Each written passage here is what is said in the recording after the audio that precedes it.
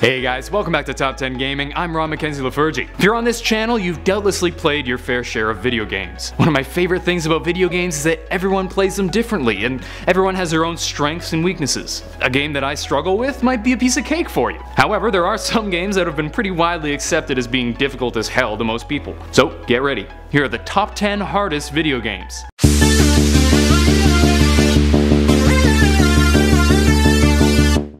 Number 10. All the Space Quest games, especially the earlier ones. The thing with older games is that they couldn't really make the games too long. With a limited amount of space, you can only do so much, but you don't want games to take half an hour to complete, so what do? Well, you make them super complicated and hard to beat. They had Space Quest 1 on the computers when I'd go to the gifted program, and I'd play it in my downtime, but it was just so hard to actually do things because there were just no instructions. If you missed something right at the beginning of the game only to find you were missing it later, guess you better start over.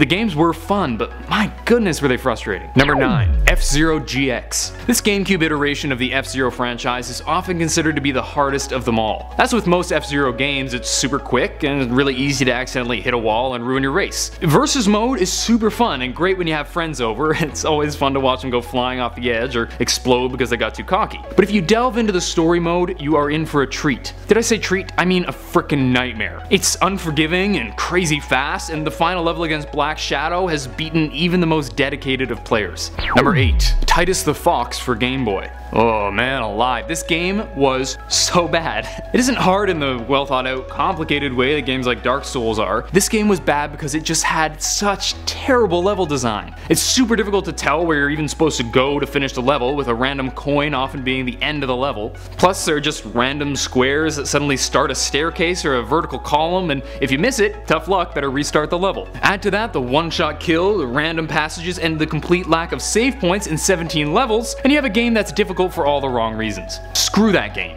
Damn it, I have to play it when I get home. Number 7. Discworld. First of all, I gotta come out and say that Terry Pratchett is frickin' amazing. Now, when he died, I signed the petition for death to give him back because the Discworld books were some of the most clever I'd ever read. However, there was a point-and-click game from the 90s based on the Discworld. And even though most 90s point-and-click games were quite tricky, this one was just so hard. Don't get me wrong, the humor is absolutely on point, almost sounding like Pratchett himself wrote it. And the voice acting with Eric Idle of Monty Python was, of course, excellent. The thing is, the game itself was incredibly convoluted, with little directions, super hard puzzles, and a lack of logical consequences. Now that I think of it, this actually sounds very much like the Discworld, but it is pretty frustrating as a gamer. Still, if you like Pratchett's work, I'd advise trying it out. Also, fun fact, Sir Terry Pratchett was actually an avid gamer himself. A knight played video games. Seriously, I love that guy. Number 6. The Dark Souls franchise. This had to be on this list. I know it's super obvious and everybody and their mother knows that Dark Souls is really difficult, but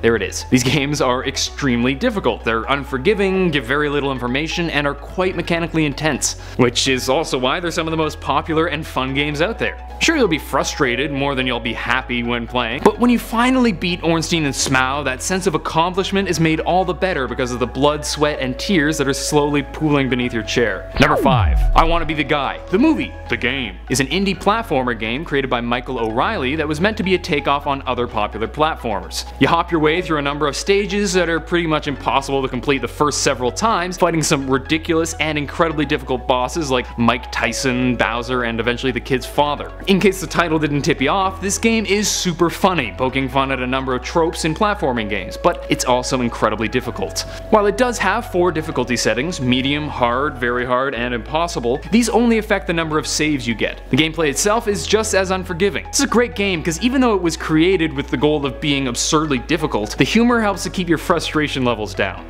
Number 4. Ghosts and Goblins. Ghosts and Goblins is a pretty generic platformer where you play as King Arthur trying to save a princess. Where its uniqueness lies is the horror side of the game, with all sorts of spooky creatures. And the infuriatingly difficult part of the game is the frickin' random spawning and movements of the enemies. It's really hard to predict what they're going to do, and if they take one unexpected turn, you're left in your boxers. Take another hit and you're dead. Kick the bucket, shuffled off your mortal coil, run down the curtain and join the choir invisible. You will be an X. King Arthur. Where was I? Oh, right. Ghosts and Goblins is super hard. Number 3. Ninja Gaiden for Xbox. It's hard to choose which Ninja Gaiden game to put here, but I think this one's the worst. I'm sure some of you will disagree, but to each their own. This 3D remake of the classic 1988 game has been widely viewed as an incredibly difficult game. It's fast, hard, precise, It's super fast and requires an incredible amount of precision. You need to move through the levels confidently and without making any mistakes, because one mistake can have pretty dire consequences. This game was so hard that IGN actually warned gamers that if they were inexperienced, they might not enjoy the game. While some people see the difficulty of this game as being a negative thing, there are a great number of people who view it as a great challenge. Want to decide for yourself? Give it a try. I'm sure you can find a cheap copy out there.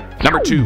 Battletoads. Battletoads has long been considered an incredibly difficult game. It's often used as an example of a game that makes Dark Souls look easy, and it's hard to argue against. Many people just stopped playing rather than beating the game. But hey, if you're having trouble, you can ask a friend to join. Co-op must be easier, right? No, because you can actually hurt your teammate. And when you're stuck in a small space and able to hurt each other, you're more likely to just hate your friend even more by the end than you are to actually beat the game. Number 1. Super Mario Maker. This is a game where players can create their own Mario levels. While the game itself isn't that hard, there are a number of levels that are created to be just so insane that they're just about unbeatable.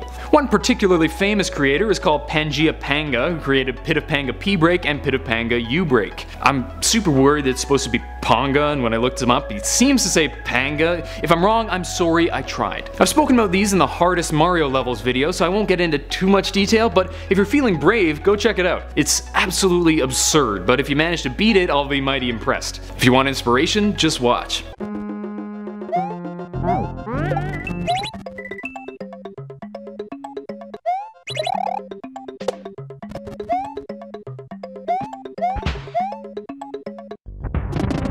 That's it for today. Hope you guys enjoyed, and if you did, please smack that thumbs up button and subscribe to Top 10 Gaming for more videos. Let me know what game you had the most trouble with in the comment section down below. I know there are a bunch of terribly hard games that I couldn't put on this list, but if you want to see more, I'd be happy to do a part 2. Until next time, I'm Ron Mackenzie Lafergie with Top 10 Gaming. Later, gamers.